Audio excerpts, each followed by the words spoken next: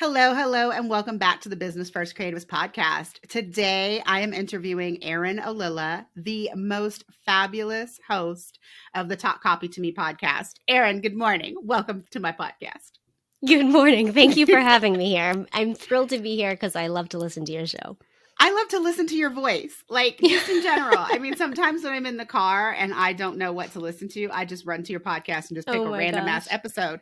I love listening to you. And it's mostly because you say amazing things about like all of the things that I care about: websites, copy, SEO. I mean, so much, guys, that we don't really know what we're going to talk about today. So today is one of those you get what you get episodes, and you guys and you know, don't get upset. And you don't get upset. And so it's going to be really amazing. I was recently on Erin's podcast. I'm going to link it in the show notes. But when we were chatting at the end, I was like, okay, and you're going to come on my podcast, right? And I was like, yes, I will. Yes. And I'm like, sly, guys. That's how I get some of my podcast episodes. I'm on theirs and I'm like, are you going to come on mine? Because I just want to talk to you forever. So today we're going to be talking about SEO. So Erin, why don't you tell the listening audience what you do and what your expertise is before we jump into that conversation?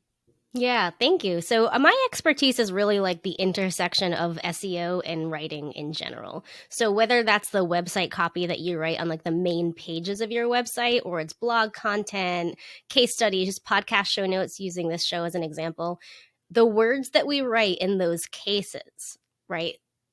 We want people to read them. And what happens is we put in all of our time and effort into the words, but we have to get people there. And then we also have to like convert them. So like, how do we do that?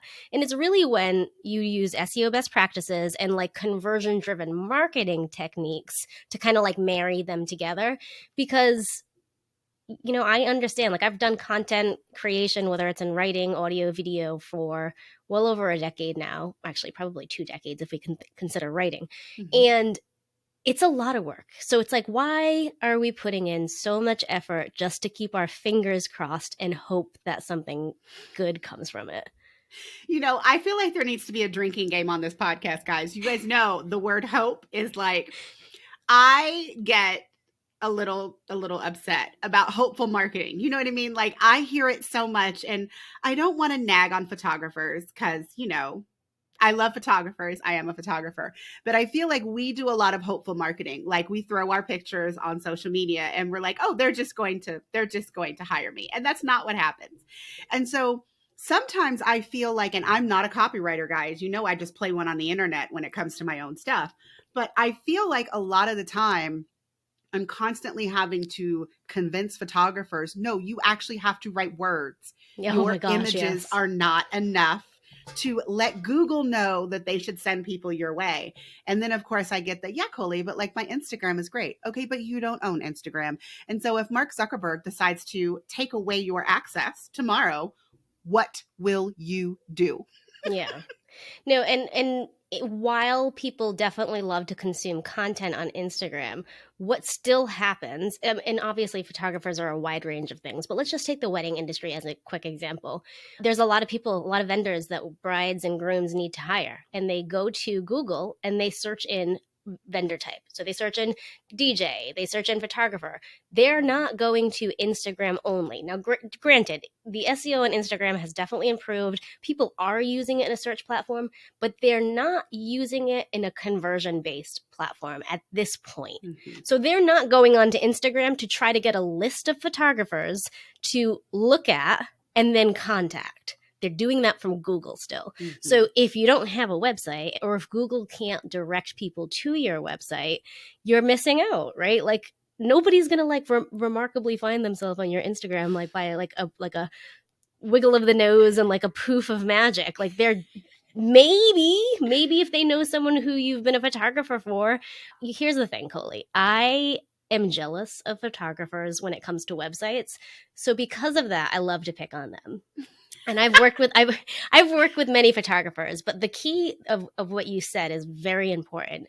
Photographers rely on photos to do the selling for them. But if Google cannot read words on your website, it cannot bring people to your website. And that's just one slice of the pie. The main part is your clients or your future clients. Your leads need information. Like, how do they make decisions? Like, I remember looking for wedding photography, maternity photography, like all of these things, and looking at images and being like, absolutely, like, oh my God, this photographer's so skilled. I don't know when they're working. I don't know their pricing structure. I don't know if it's like hourly or like package deals. And if I can't find that out from your website and I have 5 other options of people who also have pretty pictures, I'm going and I can find it on theirs, I'm going to hire them. I like, we all have decision fatigue. We all have to make a lot of choices all the time. So if you can't provide the best lead experience on your website, they're not going to even bother contacting you. That is true. And I feel like we could talk about website experience ad nauseum. I mean, like, you know, people get on your website, and if you're landing on a portfolio page with just a bunch of images, like, where do I go next? Yeah. How do I find out more information? But let's talk about the SEO and the words that go onto your website. And then let's maybe talk about specifically why photographers need to take a slightly different approach to their SEO.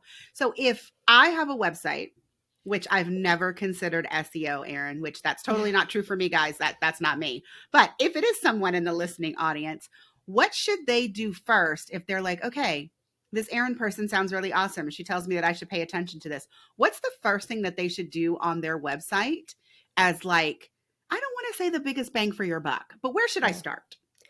I would start with actually the lowest hanging fruit. So not the biggest bang for your buck at all, but it's more like the gut checking that things are set up how they should be. And this is going to sound silly because now I'm talking about copy, but I mean this from the SEO lens. Like, what pages do you have? Like, do you have a homepage? Like, at minimum, unless you are like 100% brand new and you have a 1-page website, which is totally 100% fine. I never lecture to get more than you need. But let's just continue. Sure, though. Like, I mean, I get the idea of like, we want to like look as good as we can if we're going to be a business owner. But the truth of the matter is websites are very expensive. Even if you DIY them, they can be expensive. So if you're just starting out, I do always tell people, like, do the best you can. Throw 1 page up there that basically says who you help, who you are, and why they should get in touch with you, and call it a day. Then go get clients, right? Like, then go take pictures, then build that portfolio, and then redo your website. Mm-hmm. But let's just assume the people that are listening actually have a website with multiple pages. You 100% need a homepage, an about page, a services page, and that number 3 right there could technically be multiple pages depending on the amount of different services that you have, a portfolio page, and a contact page. Like, that's your minimum. You don't need to go crazy and have a ton of other pages, but you really want to make sure you have all of those. And if you don't, prioritize building out the content for those pages. The best way that I think people understand basic SEO is when I tell them the more pages and posts that you have on your website, the more doors people have to enter your business. So if you have that 1-page website, that is one chance that Google can introduce you to someone, right? But if you have, let's just use my past example, a 5-page website, those are 5 different doors that people can find you at. So even if they like, let's say it's family photography is the keyword that you are using, they come into the family photography, but they really want maternity, great news. You can probably direct them on that services page to where they need to go, but at least they've entered your like world. And if you don't have enough pages, they can't do that. So lowest hanging fruit is checking what you have and making sure that you have built out what you don't have. But the second level to that, again, it's still with copy. I'm sorry, I promise we're going to get this to actual terms and stuff, is to put words on the page. Again, I'm picking on photographers. I love you guys. I only do it because I'm jealous. But you need words on your page. What makes you stand out from the other like 500 photographers in your city? And it's not just those portfolio pictures, because like I said, photographers don't put ugly portfolio pictures on their websites, right? Like, you're putting your best pictures. They all look good. And an undiscerning eye is not going to know the difference between like a slight difference of experience, because they're like, an average consumer is just going to be like, look at this beautiful wedding, or like, oh my God, this cute baby. They don't know the techniques you've learned to make sure that baby is safely photographed. You need words. You need to explain these things. Like, why do you care about what you're doing? Like, what do you get from your clients? And I know that sounds weird because copywriters lecture all the time to make it about the client and not you. But when you can answer those questions, you can then make it about the client, right? Yeah. So if it's that, like, let's pretend it's a mother photographer, so when she had her baby, she never got pictures taken, and that's kind of where she started, was her own family. And now her kids are older, but having those images is such a big deal for her that, like, not only is she just a good photographer, but she's like so passionate about getting images for other people, right? There's your story. Like, that's what sets you apart. So it's making sure that the words that need to go on the pages are there. And then to get the whole, 3 letters that we want to talk about, it's looking at the words that we've chosen, the message that we've chosen to share on each page, the services that we've chosen to share, and doing keyword research to find out the best type of keywords that we can make sure we're using and targeting in that copy. So it's not just like a door that's closed and someone has to, like, open on their own, like, keep opening doors until they find what they want. So it's a door that, like, you have a butler, like Google's like, hello, let me introduce you to Erin's pink door, right? That's what you want. You want Google to kind of, like, act as your wingman to kind of get you into, like, the right people, meeting each other. And that's going to be through SEO. I mean, so let's just take me for an example. I'm very near Boulder, Colorado. Why shouldn't I just optimize my entire site for Boulder, Colorado family photographer? Like, why can't I just slap that as my keyword on every single page enough times and call it a day? Oh, I mean, that's a great question. When you first started talking, I'm like, well, of course you can do that. But the more specific you got in what you said made me understand that, we can't use the same keyword. We have to use variations. Similarly, I'm going to switch this to talk about my website for a quick second because photography is kind of the same thing. One of my services pages is website copy, right? That is the URL slug. That is what's happening on the page. If all of a sudden I started to just put, like, location website copy, like Massachusetts website copy, Massachusetts website copy, Massachusetts website copy, it's, for the average website viewer, they're going to be like, what the absolutely hell is this girl doing right now? Like, this sounds so awkward, right? So we actually want to use natural variations of the keywords in our copy because, especially with Google's helpful content update in 2022, like, Google is getting smarter every single day. And, I mean, especially with AI, right? Like, we're the dumb ones here, right? So it's like, Google's like, hey, Erin, I know what you're doing. Like, this is not going to work for you. So each individual page needs to have its own targeted keyword. And then the copy on those individual pages need variations of that keyword so that it is natural and enjoyable to read, and it doesn't sound like a robot's, like, actually doing the copy, which is why we shouldn't have AI write our entire websites.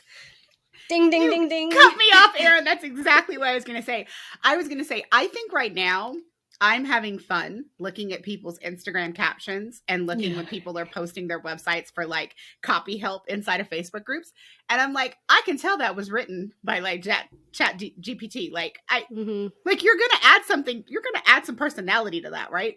And I know that there's lots of people that are talking about, if you give the AI examples of your previous writing so that it can get your tone and, voice and all of that. And I'm just like, no, I did that. And it's still, oh gosh, Erin, you will appreciate this. I was testing it for the purpose of a podcast episode, not because I would literally send these out, but I gave it my sales page and I said, okay, I want you to write me 5 sales emails. Like, I did something and it spit it out. And I was like, there's not a single cuss word. I was like, can you please add some cuss words? Erin. Oh, I wish you sent this to me. You know what? I'm going to send it to you. It was hysterical. And I was like, okay, in some of these, they really used, like, motherfucker in a completely appropriate manner. But I was like, in others, like, this is too much. So then I was like, okay, well, maybe I need to go back and, like, ask it to only enter to read cuss words. Like, do you know what I mean? But yeah. I mean, I do think that AI is going to help a lot of people who are Sure. struggling with copy in general, because that's what I hear from all the photographers. Yeah, but Coley, I don't know what to say about my services. I'm like, if I asked you what you did, what would you say? And then when they start talking, I hit record. Yeah, and then when they're done, I'm like, that's what you need to put on your page. Like what literally. you would tell someone in person is what you put as the copy on your website with some tweaks. Totally. Some SEO rich keywords that will help Google find you. What's the number one mistake that you see people make when they try to DIY their SEO? Number one, I'm sorry. I'm not salty. Like, if anyone knows me, I'm not really that much of a salty person. But like the things that I feel really like salty about, I am like damn salty. There's not one. There's like 500 million mistakes people make with SEO. And I will say though, I really do believe people can take a first effort DIY with their SEO, like 100%. I do not think you need to have someone right out of the bat kind of like do your SEO for you. It's not my favorite tool, but I always suggest Uber suggests. They have free and paid plans, and their paid plans are like super cheap for a lifetime deal. And you can just go on those tools, use their keyword searchers to like search in things that you think people are searching. There's tons of tips and tricks, like using your Google Chrome like URL area to like search and see what the other like searches could be within what you're looking for. Use those terms. They're going to spit out even more keyword ideas for you. So that's the easy way to approach it. But what happens is SEO is so nuanced and it affects so many different things. And it's kind of hard to explain every single one of those things to the average business owner, right? Because like think of photographers, like you're skilled in a creative field. So that's why I think you struggle with writing too, because that's just not your creative forte. So now all of a sudden you're asked to be like a data analyst, which a lot of SEO is straight up data analysis and then strategy. So it's like, this is a lot of an ask if you're asking me. But what I think is like some of my clients will see when we first start working together, how in one way we will approach something, and then for something else we'll do the opposite. And I'll get a lot of questions like, wait, you just said we want to do this, so why are we doing it different here? And a lot of that's because we can't have, it's not templated, right? Copy can be templated. I can tell you like a very quick and dirty homepage, like follow this section and you're done. Your homepage is done. You fill in the blanks. But SEO is not. So a quick example using podcast show notes is when you write the meta description for like, what is it about? You don't want to use the same meta all the time. It's only like 150 characters. So you might say something like, curious about SEO and the content you create for your business? Listen in to this episode. Thanks for writing that, Erin. You're welcome. But here's the thing. You don't want to say that exact same like formula for the next one. And one of my clients, when we were working on this recently, she was like, well, do we even want to tell them to listen in? Because if they're searching Google, they might be like, oh, it's just show notes. Like there's not going to be any content for me. I'm not going to click over. But the truth of the matter is, search intent is one of the biggest like things you have to understand. When you are attracting someone to your site, you need to make sure that those words you're using are actually what you're delivering, because you will not rank, or you will like drop in the rankings from Google if you're not actually delivering on what you promise. So that's why I do like to say things like, it's a podcast episode in the meta description. So for the people who are adamant, like, I never want to listen to audio a day in my life, cool, don't bring them there. Like, they're going to be dissatisfied if it is a podcast, right? And for the people who like don't care, like maybe they're not big podcast listeners, but they're willing to take a risk, when they move over the page, there's still words there. So they make the choice. Like, that's on them. You're giving them options at this point, which is a great thing. They can consume the content how they'd like. So to circle back to your question, I think maybe the biggest mistake, if I can say two things, would be not delivering on the intent of the search and not knowing the 500 million things you need to actually do with those SEO keywords and terms. Yeah. I mean, I don't know that I've talked about this previous on the podcast, but I will say it again because you are new to my audience. I used to have I used to spend a lot of energy on my SEO for my photography business. And, page one for Google, all the good stuff, any keywords that I Woohoo! wanted. And then when I became a system strategist, it's like I forgot what I was doing. Yeah. Like I just barely, my new website for this business is less than a year old, but I was doing the work for a full year without its own website, which I still can't believe. But like, so I'm just now starting to like, oh, I remember what I did with my photography website like 10 years ago. Let's do this again for this new service. And I do think that like keyword searching and all of those things are a little bit different now than they were back then. And plus, yeah. as you've already mentioned, when I did my keyword search for photography, I was doing a lot of location based work because I want to make sure that I'm ranking if someone looks in Boulder or Denver or Castle Rock or Erie, all of the places around me right now. But for my system services, like I don't need all that bullshit. Like No. I want people from across the world to hire me for their Dubsado setups.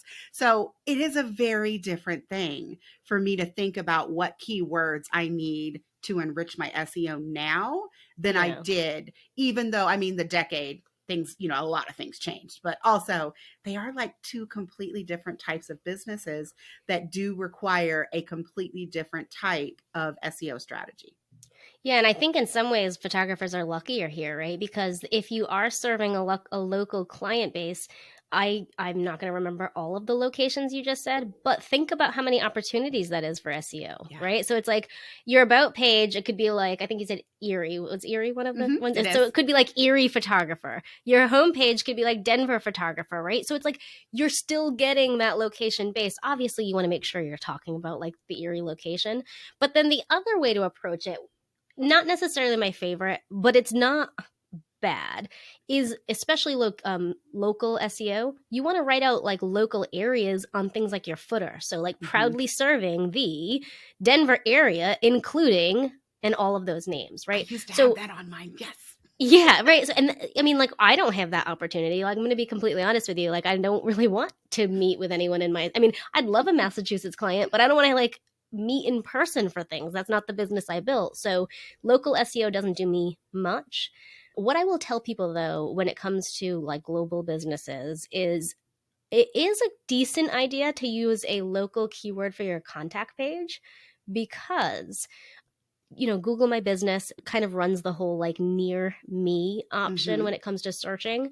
And that really does drive search results for people, especially when it comes to things like service providers, businesses that sell things like products, restaurants. So you are kind of losing that opportunity, right? Like if you're not actually saying where the hell you are from on your website. And the contact page, everyone's like, well, what do I say on this? Nothing. There's tricks to the contact page, friends, to make it awesome. But you might want to put like Erin Olola is a Massachusetts copywriter serving clients globally. Please fill out this form and she will respond to you in 2 business days.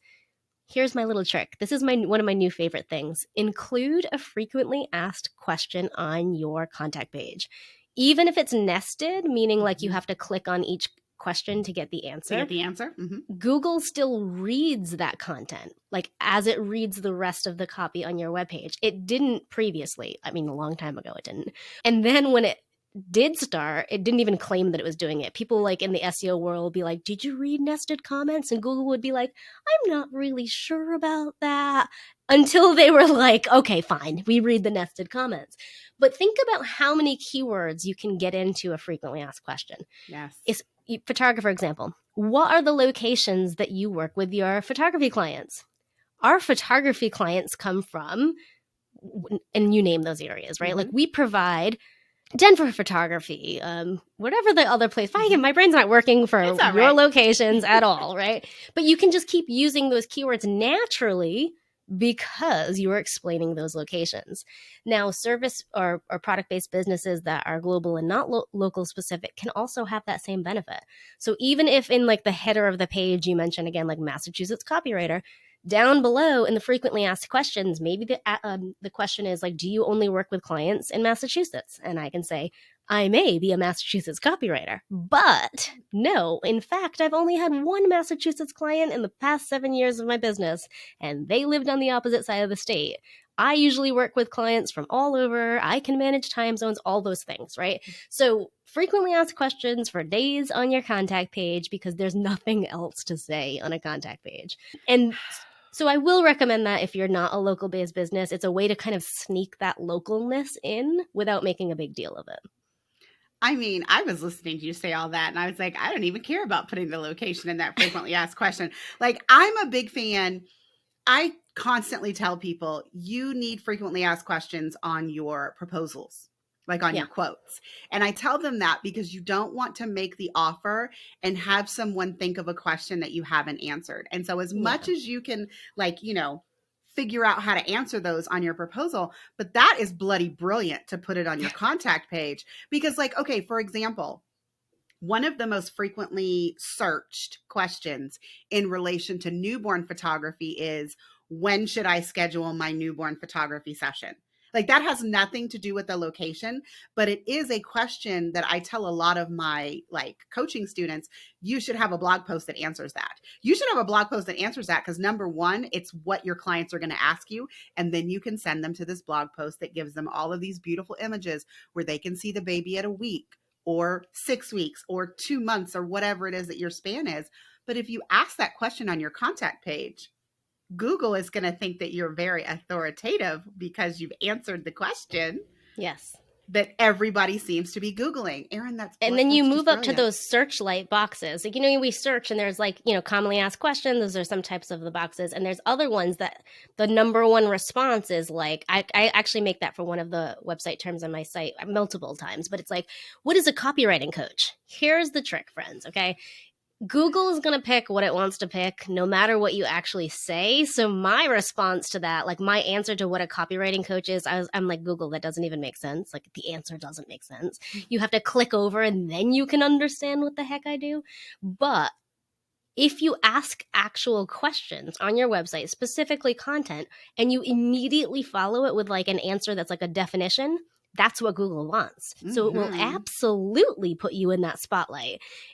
Why are we not doing that, right? Like, that is absolutely what we all need to work on our websites. And when we have, you mentioned putting it in the frequently asked questions, adding it to proposals, interlinking throughout your own website is very important to build that authority for Google. Mm-hmm. So if you're a family photographer and you do newborns, maternity, all these other, first birthday, cake smashes, all these other things, I mean, Google is smart enough, but like, if you think about it, those are 3 different things that I just mentioned, right? Like, so you're technically telling Google that you want to be known for all of those things. Well, how can you?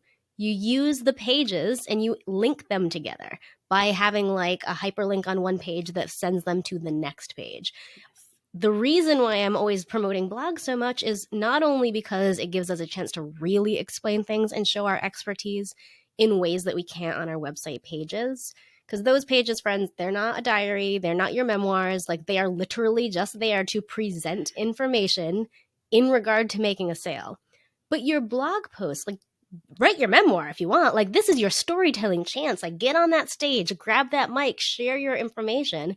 And that's where people kind of like really start to trust you and get excited about working with you. So the more blogs that you have, the more authority you're building. And we actually, I think we talked about this on the episode that you were on my show. We don't want to actually have to be like selling on discovery calls. So if you have like great quality blog content, you're giving it to people in the experience and the navigation that they need to receive this. If they get on a discovery call with you without just booking, they're going to be so much easier to kind of like quote unquote sell to. And I say that because you're not selling. You're just kind of like making sure you're a fit. Yes. They have the information before they contacted you. Yeah. I mean, I'll get off my soapbox now. I like soapboxes. I like when my guests are like, especially when we agree on all of the things. And I just want to say, I mean, it's like a random ass question, Erin. Do they still call those breadcrumbs? Because like, I feel like that's... Yeah, they do. So when you're leading people from one blog post to another one in a very specific way, I just wondered if they still called it breadcrumbs. They do, but every time I say it out loud, people are like, what? Like the fairy tale? Like they're leaving breadcrumbs in a forest? And yes, pretty much. I mean, technically, but they don't, like, it's not as easy, I think, to remember. That's why I call it interlinking, because a lot of outgoing links, which is also very important.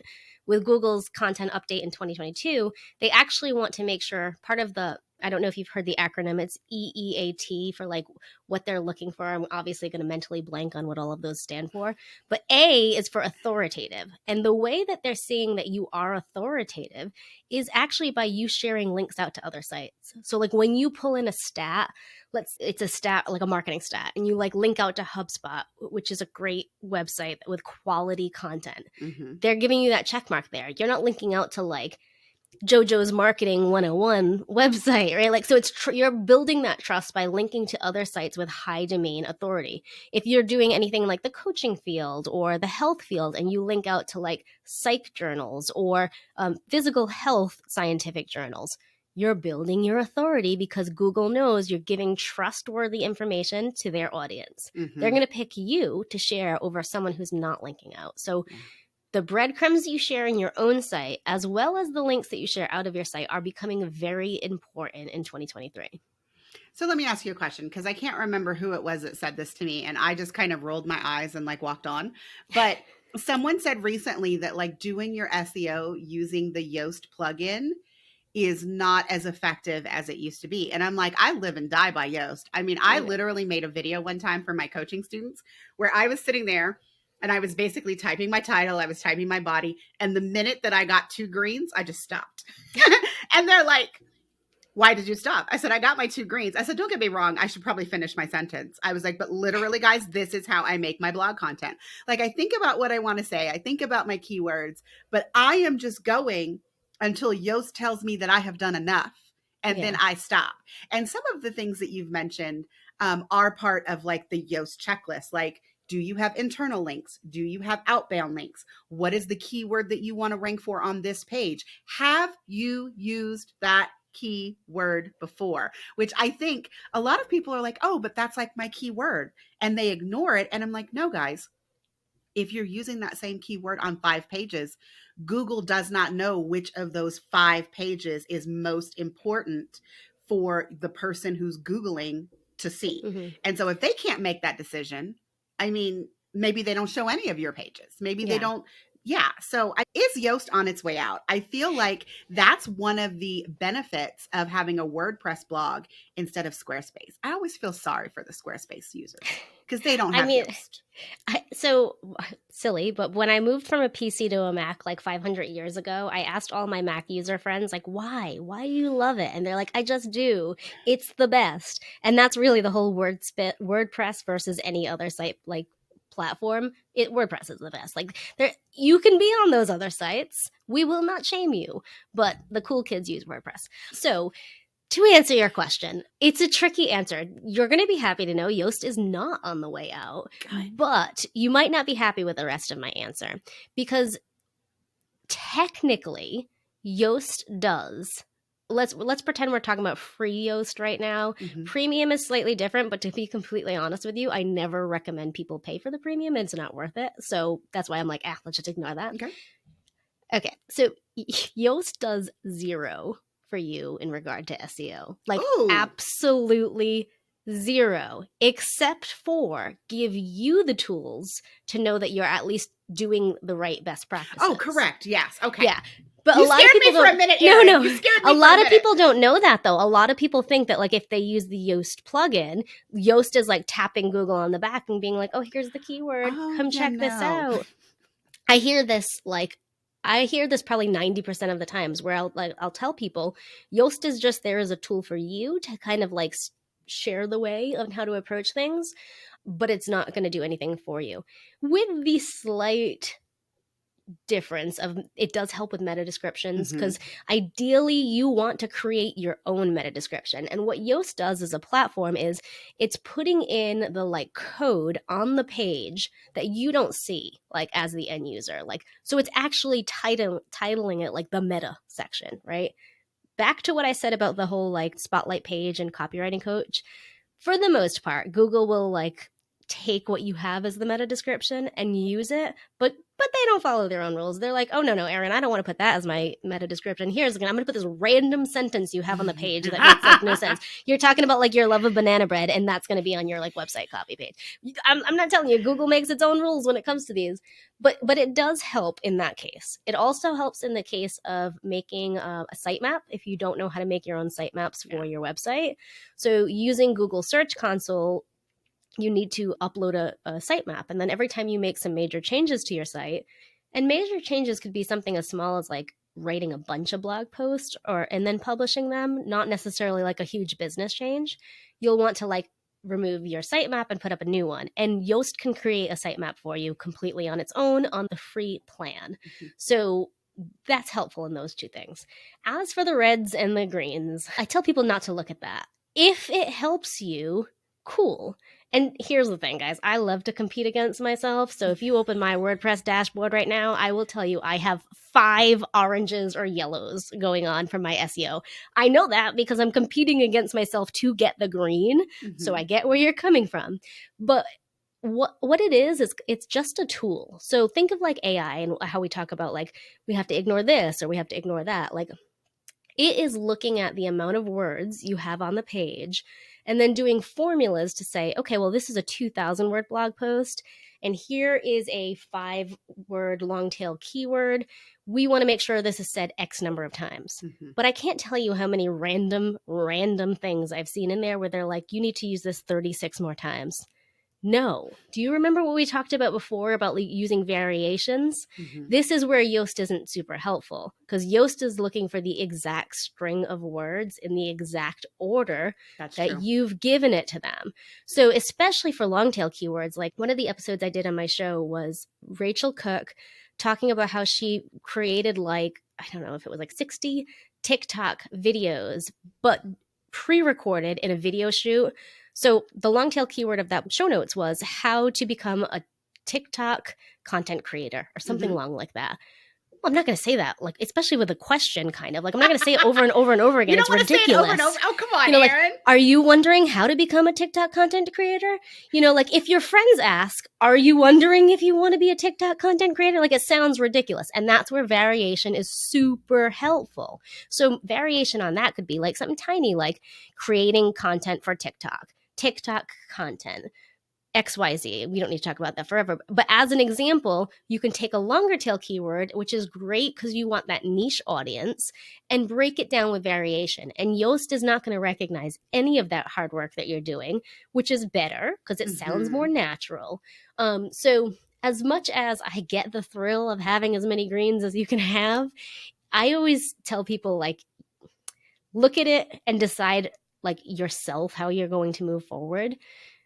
Before you asked me about mistakes that people make, I think the easiest mistake to make, and I can say this because I do it myself all the time, is kind of taking the half-ass approach to SEO.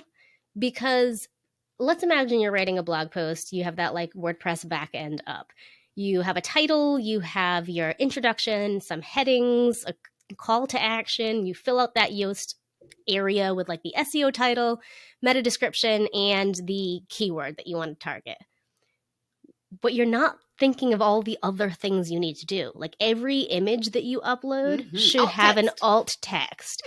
And while I love to talk about it for SEO purposes, I really like people to remember the alt text is there for accessibility, not for SEO. It has never been built for SEO. Yes, Google looks at it, but you want to make sure you're following these best practices so that people who are using screen readers are able to read the content that you're putting on the page. And what they are doing is reading the image. Yes. So of course you can use keywords in there if you're doing it creatively enough, or if you're actually doing accessibility first and then keyword.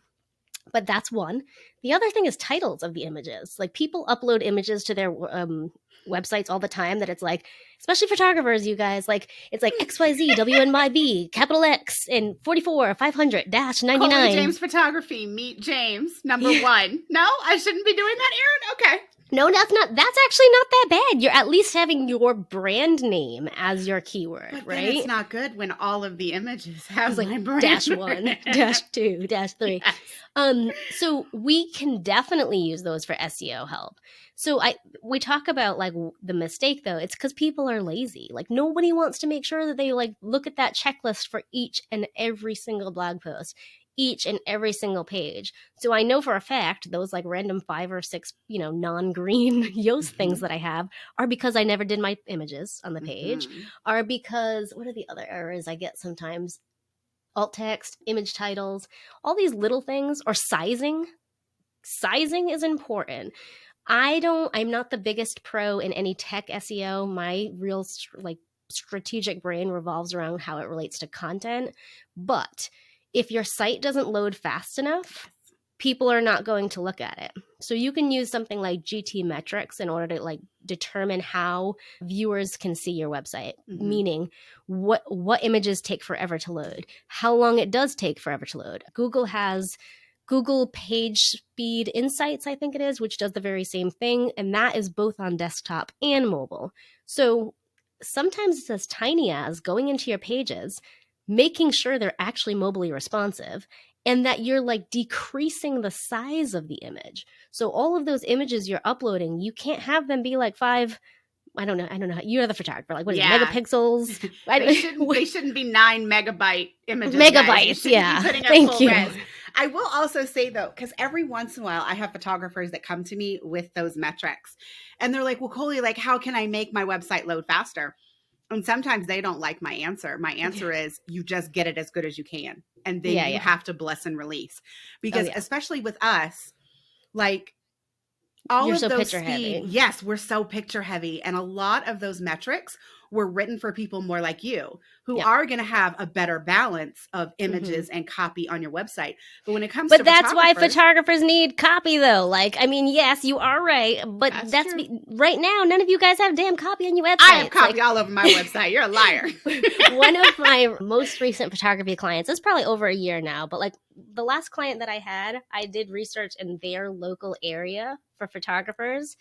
I was on like the 21st competitor I could find until I found a website that had actual copy, and it was horrible copy. Oh my gosh. And I was like, well, you're going to just win the day. Like, you are now going to get like the king crown, the queen crown. Like, you are the photographer of the state because you're going to be the only photographer with damn copy on your website. So people will actually find you first. So sorry for the interruption, but you are right. In one sense, because you have a massive amount of photos on your website, it does weigh your site down. There are a few things to consider. If you are doing your own website, or tell your website designer, you never really want your images to be in full. When you do the sizing and you upload them, I think it's like, what is it? Thumbnail, medium, large, and then full is the option. Full is not a good one when it comes to SEO because it takes forever for that like largest content paintful or whatever. My brain is not working right now, but it takes forever to load. It's not going to be shown as easily as something else. So that's one tiny little thing that you can look at to see if that's going to help. The other thing is potentially housing your portfolio off your main site, yet using like the tools built into like WordPress or Squarespace or whatever to make your navigation bar look like it's still part of your website. So that the main menu on the top of your website, home, about, portfolio, right? What I'm saying there is when they click portfolio, they actually get sent off site, but they're not leaving your website. So that helps, but it's not perfect. I mean, ideally, I would say keep people on your website if possible, but there are little things you can do like that. I mean, I feel like this is the first interview I've ever done with a non-photographer where I get to talk about photography tools like this. So guys, what Erin just mentioned, if you are a Pic-Time user, I don't know if you're using their portfolio option, but you can actually go into your galleries and like make portfolios and make a portfolio page and embed that on your website so that when people are clicking, you are not uploading the images to your website. They are loading directly from Pic-Time, which that's not a feature that I've used in a really long time.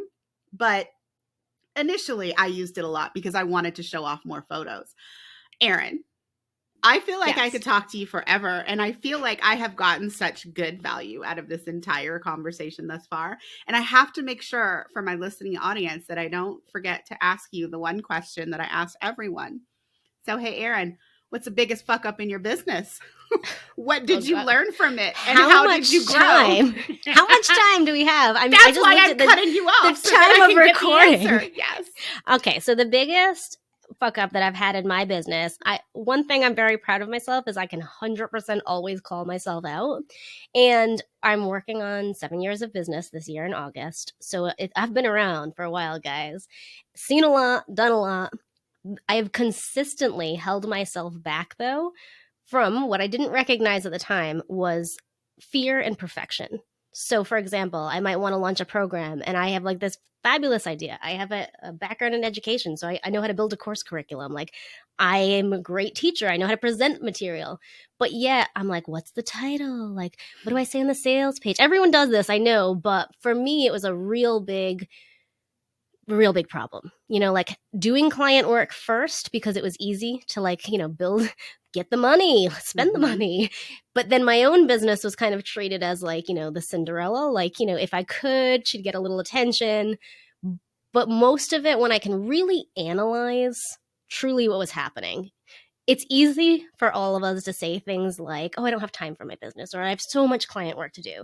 But we have to kind of like really check ourselves. Why? Like, your business won't survive if you don't actually like invest into it. And I don't mean just financially, I just everything, a mindset investment, time investment. So looking back, I think my key thing was that I struggle with things like analysis paralysis and things like fear and perfectionism and just the anxiety of doing. And I found that once I finally forced myself to do things, I was like, oh shit, this is so much easier than I made it, right? Like, Yes. I'm like, or even like, I tend to either be like totally fine to half-ass things or like ultra perfection. Like, there's those two sides that I swing on. But then I was like, well, if I'm fine to half-ass this shit, like, why can't I just half-ass this, right? Like, and then I would do it, put the work out, and I'd be like, that's actually pretty good. Like, right? So I think, I mean, if I'm answering this correctly, the problem is that I held myself back and I didn't really treat my business as a client like I should have. And how I've moved past that, what I've learned is really like, sometimes you just have to do things in a B+ way or a half-ass way. And I think that the more you do, the more you prove to yourself that you can. I don't necessarily suffer from insecurity and thinking I can't do things, but I still think that like proof of concept that I am achieving, that I am doing is the motivation and the excitement to keep going with it. Yeah. I mean, guys, she basically just said in a nutshell, done is better than perfect. I'm just going to summarize. Yeah. Thank you. That I know. Well, it's because it's a phrase that I use quite often and I use it a lot with the people that I work with. I'm like, guys, I literally do not care what decision you make, but you have to make a decision because that's the only way that you're going to put it out into the world and test it in order to make it better. If you are stuck in the indecision and you never put it out there, you never know what works and what doesn't work. And I'm also going to put a plug in here for a previous podcast episode. Guys, I can't remember the number, but it's the Working Weekend episode with Sabrina Gebhardt. And I'm going to put a pitch in here for you guys to go back and listen to that one. Because literally that is what Sabrina and I do to get over what Erin just said. Like, and we've done it together, which is what that episode is about, but we've also done it separately. I will schedule myself, Erin, a weekend at an Airbnb where no one asks me what's for dinner. There's no client work to be done. And I am just sitting in the, okay, I need to improve this course. What do I need to do in order to get this done? And it's amazing what you can do when you wake up in a house where you are not responsible for anything and anyone. And DoorDash will bring you food, guys. You won't starve. Yeah. So absolutely. And I think that's kind of key, though, especially for the women and the mothers who are listening. For me, like I can point out that exactly is how I approach things. But I have to give myself grace to remember that like I had 2 babies throughout having a business that were home with me full time, with 0 childcare for 7 years.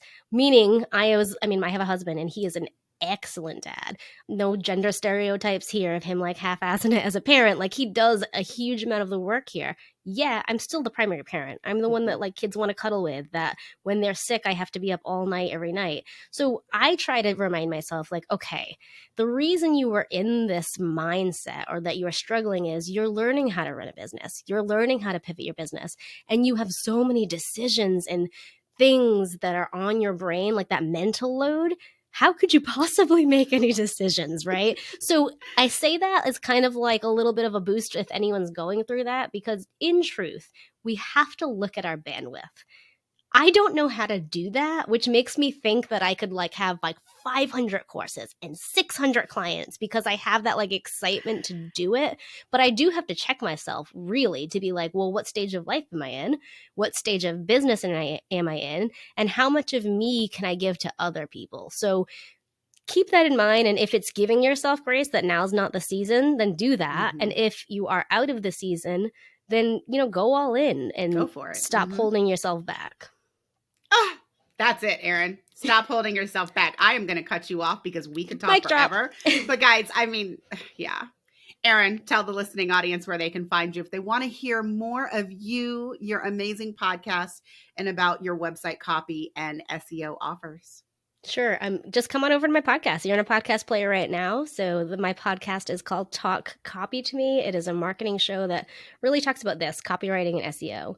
And then if you want to find me, just Google Erin Ollila. And this is my like silly plug. I kind of have to stop saying it at this point because I've said it so many times, but I have great SEO. So Google knows me, right? Like Google, in whether it's a he or she, is actually my wingman. So you can spell that crazy last name of mine completely wrong. And Google will be like, oh, Erin, you want Erin? Okay, here she is. So like make up how you spell my last name and you'll still find me on the internet. That's impressive, Erin. All right, guys, that's it for this episode. See you next time.